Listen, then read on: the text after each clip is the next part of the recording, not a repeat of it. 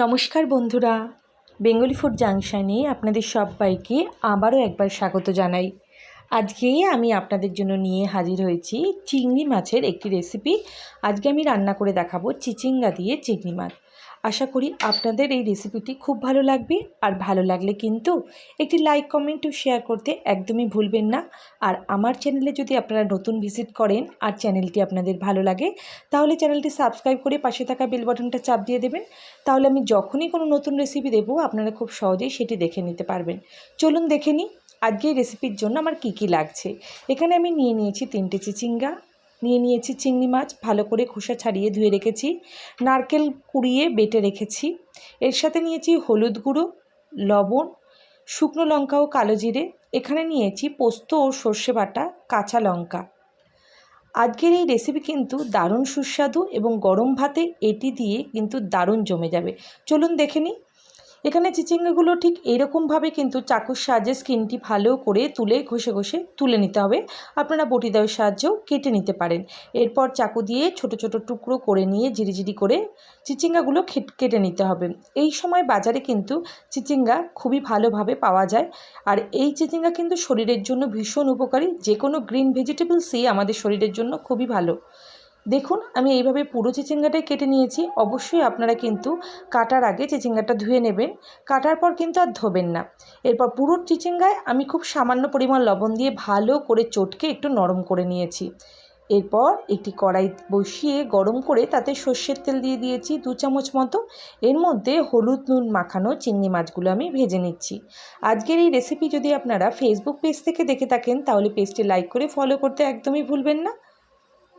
আর প্রত্যেক বন্ধুদের কাছে অনুরোধ রইল ভিডিওটি স্কিপ না করে পুরো ভিডিওটি দেখার, তাহলে আপনাদের রেসিপিটি কিন্তু পারফেক্টভাবে তৈরি হবে। চিংড়ি মাছ ভাজা হয়ে গেলে ওই একই তেলে আমি শুকনো লঙ্কা ও কালো জিরে ফোড়নের জন্য দিয়ে দিয়েছি।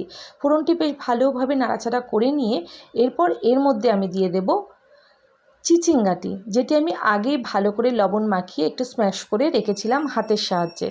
এরপর দিয়ে দেওয়ার পর এর মধ্যে সামান্য হলুদ দিয়ে দেব। যেহেতু আমি আগেই লবণ দিয়ে চটকে রেখেছি তাই এখন লবণ দেব না। এরপর দিয়ে দিচ্ছি 4টে মতো কাঁচা লঙ্কা। কাঁচা লঙ্কা দিয়ে হলুদ দিয়ে ভালো করে চিচিঙ্গাটি আমি কষিয়ে নিচ্ছি। দেখুন কতটা জল বেরোচ্ছে। এরপর একটু নাড়াচাড়া করার পর এর মধ্যে আমি নারকেল কুড়িয়ে বেটে রেখেছিলাম সেটিই দিয়ে দিচ্ছি। নারকেল দিয়ে চিংড়ি মাছ দিয়ে চিচিঙ্গাটি করলে কিন্তু খুবই ভালো খেতে হয়। আর যারা মনে করছেন নিরামিষ বানাবেন তারা এক্ষেত্রে চিংড়ি মাছটি স্কিপ করতে পারেন। এরপর আমি ঢাকা দিয়ে মিনিট 10 মতো রান্না করব, যাতে চিচিঙ্গাটি সুন্দরভাবে নরম হয়ে যায়। দেখুন চিচিঙ্গা কিন্তু ভালোভাবে রান্না হয়ে গিয়েছে এবং চিচিঙ্গার কালারটিও কিন্তু পুরোপুরি চেঞ্জ হয়ে গিয়েছে। এরপর এর মধ্যে ভেজে রাখা চিংড়ি মাছগুলো আমি দিয়ে দিচ্ছি আরও টেস্ট বাড়ানোর জন্য। এরপর দিয়ে ভালো করে মিশিয়ে নিচ্ছি। চিচিঙ্গা এবং নারকেল খুব ভালোভাবে একে অপরের সাথে মিশে গিয়েছে। এরপর আমি দেব হলো পোস্ত ও সর্ষে বাটা। এখানে আমি 2 চামচ মতো পোস্ত ও হাফ চামচ মতো সর্ষে নিয়ে বেটে নিয়েছি, আর তার সাথে আমি 2টো মতো কাঁচা লঙ্কাও বেটে দিয়েছি। ঝালের জন্য আমি আগেই গোটা কাঁচা লঙ্কা দিয়ে দিয়েছি, আর তারপর খুব অল্প পরিমাণে ঝাল দিয়েছি। এরপর মিষ্টির জন্য খুব সামান্য পরিমাণে চিনি দিয়ে দিলাম, আর একটু কালারের জন্য আর একটু হলুদ গুঁড়ো দিয়ে দিলাম। সব কিছু দিয়ে ভালো করে আরও একবার মিশিয়ে নিচ্ছি, আর এই জিনিসটা আরও ভালো করে ভাজা ভাজা করে নিচ্ছি, যাতে সব কিছু একে অপরের সাথে খুব ভালোভাবে মিশে যায়।